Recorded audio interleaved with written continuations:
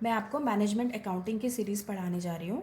Management accounting जो कि हमें बहुत ज़्यादा इम्पॉर्टेंट रोल प्ले करता है बीकॉम पास में, बीकॉम ऑनर्स में, एमकॉम में, एमबीए के लिए, आईसीडब्ल्यूए, आईसीएआई मीन्स कॉमर्स के फील्ड में ये एक बहुत इंपॉर्टेंट सब्जेक्ट है। तो मैनेजमेंट अकाउंटिंग की सीरीज़ स्टार्ट करेंगे। मैंने यहाँ पर एस चंद की बुक ली है जो कि एक रिनोन्ड राइटर है, पब्लिशर है। सो स्टार्ट करते हैं मैनेजमेंट अकाउंटिंग को।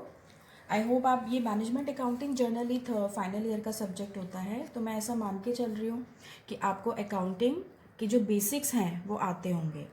अगर आपको नहीं भी आते हैं तो प्लीज़ मुझे कमेंट वगैरह उसमें मिल जाएगा, तो आप मुझे कमेंट करके बताइएगा। तो अकाउंटिंग की भी एक सीरीज स्टार्ट करेंगे।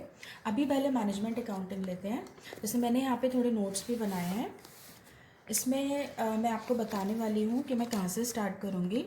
जैसे यहाँ पर मैंने जो बुक स्टार्ट की है वो सबसे पहले अकाउंटिंग से, उसके कंसेप्ट से, कन्वेंशन से, प्रिंसिपल से, फाइनेंशियल अकाउंटिंग से, इसकी डेफिनेशन, कॉस्ट अकाउंटिंग जो कि जर्नली किसी भी अकाउंट्स की बुक में स्टार्टिंग में दी जाती है। तो चलो स्टार्ट करते हैं। जैसे इसमें मैनेजमेंट अकाउंटिंग की सबसे पहले डेफिनेशन है, तो हम इसको ब्रेक करते हैं। कोई भी सब्जेक्ट अगर हम पढ़ते हैं तो सबसे पहले हमें उसका मीनिंग पता होना चाहिए। अब मीनिंग में जैसे this is the combination of two words management and accounting. Management जिसे हम हिंदी में प्रबंधन भी कहते हैं। It means if you are doing any work efficiently with strategy, with proper planning, within time, with a set oriented goals, तो उसको हम मैनेजमेंट कहते हैं। मतलब प्रबंधन, मैनेजमेंट का मतलब ये हो गया कि जब आप किसी भी काम को स्टार्ट करते हैं तो उसको पहले प्रॉपर एक प्लानिंग बना ले, एक प्रॉपर फ्रेमवर्क बना लेते हैं। अब अकाउंटिंग जब हमने इसके साथ ऐड कर दिया है तो अकाउंटिंग का मतलब ये हो गया कि हम कुछ फाइनेंशियल कैरेक्टर की चीज़ें लेंगे। फाइनेंशियल कैरेक्टर इट मीन्स उसमें मनी आनी चाहिए, उसमें मॉनेटरी ट्रांजैक्शंस होनी चाहिए। अगर मॉनेटरी ट्रांजैक्शन नहीं है तो हमें पता ही है कि अकाउंटिंग एग्जिस्ट नहीं करती है। जैसे कि अकाउंटिंग की डेफिनेशन क्या हमें बताती है, डिपिक्ट करती है कि we will take all transactions which are of financial character, which are of monetary nature. तो मैनेजमेंट और अकाउंटिंग जब हम इन दोनों को कंबाइन कर देंगे, हम प्रबंधन में अपने फाइनेंस को भी इंक्लूड कर देते हैं, तो वो कॉम्बिनेशन बन जाता है मैनेजमेंट अकाउंटिंग का। और जब आप मैनेजमेंट अकाउंटिंग का कहीं भी एग्ज़ाम देंगे या कोई भी आपसे पूछेगा तो जो आपका फर्स्ट क्वेश्चन बनता है टेंटेटिव, वो यही बनता है कि मैनेजमेंट अकाउंटिंग का मीनिंग होता क्या है। अब मैं यहाँ पे आपको अकाउंटिंग भी थोड़ा सा एक्सप्लेन कर देती हूँ। अकाउंटिंग मैनेजमेंट हमने देखा क्या होता है, अकाउंटिंग क्या होती है। अगर अकाउंटिंग की हमने सबसे पहले अगर हम डेफिनेशन लें तो अकाउंटिंग का मतलब होता है जो भी आपकी ट्रांजैक्शंस हो रही हैं बिजनेस में, जिनमें कि मनी इंक्लूडेड है, जो फाइनेंशियल नेचर की है, उनकी हम रिकॉर्डिंग करें, उनको हम नोट कर लें, जिसको कि हम जर्नल के नाम से भी जानते हैं। सबसे पहले रिकॉर्डिंग हम अपनी जर्नल बुक्स में करते हैं। उसके बाद क्योंकि जर्नल में सारी एंट्रीज हम डेट वाइज लिख रहे हैं तो उनको क्लासिफाई करना होता है, उनको सेग्रीगेट करना होता है ताकि आगे हम कोई भी रिजल्ट निकाल सके। तो the second step is classifying. जैसे कि यहाँ पे लिखा हुआ भी है कि अकाउंटिंग कहलाती है कि हम रिकॉर्डिंग करें ट्रांजैक्शंस की, उसके बाद उनको क्लासिफाई कर दें। क्लासिफाई जिसे आप लेजर के नाम से भी जानते हैं। जब आप उनका क्लासिफिकेशन कर देते हैं तो आप उनको एनालाइज करेंगे। अब एनालाइज करने के लिए यहाँ पे इन्होंने इसको यहीं पे स्टॉप किया है। लेजर के बाद हमारा कौन सा नेक्स्ट स्टेप होता है, ट्रायल बैलेंस का स्टेप होता है। तो ट्रायल बैलेंस में हमारे लेजर के जितने भी बैलेंसेज होते हैं उन सबको हम लिख देंगे, और जो भी ट्रायल बैलेंस के हमारे बैलेंसेज हैं वो सब कहाँ जाते हैं, बैलेंस शीट में। तो ये तो हुआ हमारा अकाउंटिंग का प्रोसीजर। लेकिन जब हम मैनेजमेंट अकाउंटिंग की बात कर रहे हैं तो ये रिलेटेड होती है मैनेजमेंट से, और इस मैनेजमेंट अकाउंटिंग के जितने भी अकाउंट्स बनाए जाएंगे वो सब बनाए जाएंगे with the help of financial accounting and cost accounting. ठीक है, आपको समझ में आ रहा है। मैंने अभी तक आपको मैनेजमेंट बताया, अकाउंटिंग की डेफिनेशन बताई, ये बताया जब हम अपने अकाउंटिंग को मैनेजमेंट से रिलेट कर देते हैं, इसका मतलब जो हमारी कोई भी बिजनेस है, कोई भी एंटिटी है, उसमें मैनेजमेंट होती है। मैनेजमेंट फॉर एग्जांपल जैसे कि हमारे एमबीए होते हैं, एमबीए इज़ बेसिकली मैनेजमेंट में जाते हैं, तो ऐसा कोई ज़रूरी नहीं है कि उन्हें अकाउंटिंग के बेसिक्स पता हों। तो उनकी हेल्प के लिए ये हमने मैनेजमेंट अकाउंटिंग को डेवलप किया है, ताकि वो बस ये देखें कि what are the results of financial accounting as well as cost accounting and other accounting. तो उनके जो रिजल्ट्स आते हैं, उनके बेसिस पर जो डिसीजन लिए जाते हैं, वो हेल्प करेंगे हमारी मैनेजमेंट को।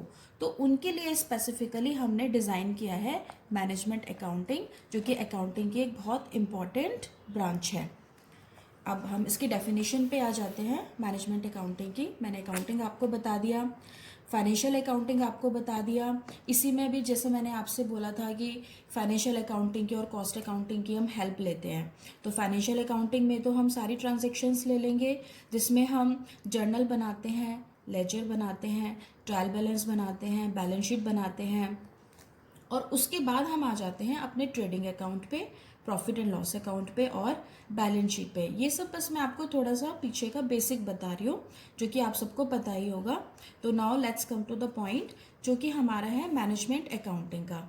अब इन्होंने इसमें क्या लिखा हुआ है, management oriented accounting. It means हम उस अकाउंटिंग की बात करेंगे जो प्रॉपरली मैनेजमेंट से ही संबंधित होगी, मैनेजमेंट ओरिएंटेड होगी, इसलिए इसको अकाउंटिंग फॉर मैनेजमेंट भी कहते हैं।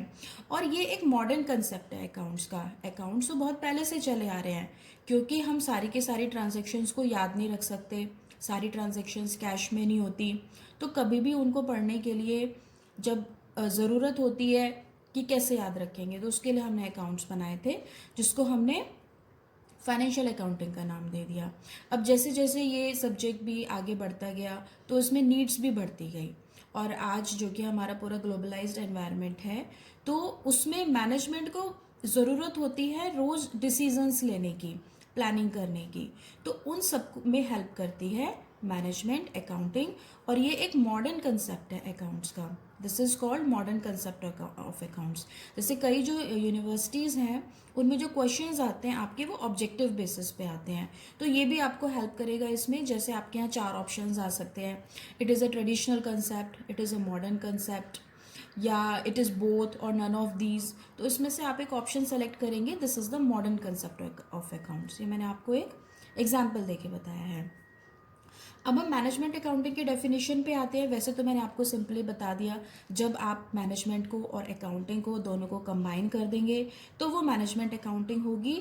और इसका पर्पस क्या होता है, इसका पर्पस होता है to provide useful informations to the management. ठीक है, ये मैंने आपको एक सिंपल डेफिनेशन यहाँ पे बता दी है। अब जैसे मैंने यहाँ इसमें कुछ छोटे से नोट्स बनाए हैं, ये देखिए, इसमें मैनेजमेंट अकाउंटिंग है, तो इससे आप इसको थोड़ा ब्रीफ कर सकते हैं। बुक में क्या होता है, बहुत सारा लिखा होता है, हमें उसमें से क्रक्स निकालने होते हैं। Means crux means what is important, या जब हम रिवाइज करेंगे तो हम उसको आसानी से याद कर पाएँ।